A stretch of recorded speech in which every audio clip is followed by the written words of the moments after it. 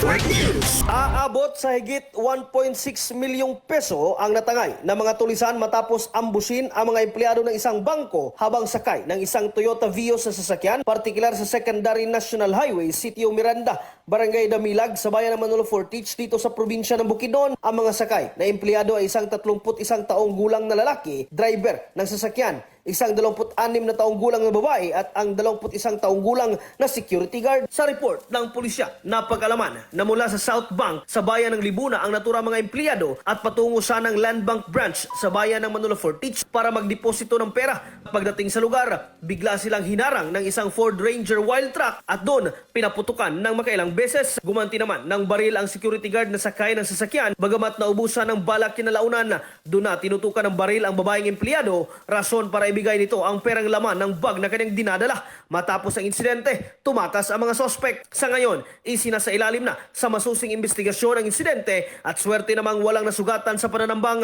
Patuloy ngayon ang paghahanap ng pulisya sa mga nakatakas na sospek. Kasama mo sa RMN DX MB Malaybalay at ng 95.3 IFM News Bukidnon, Matik, Radjuman Mark, Mikabalo, Tatak, RMN RMN Network News.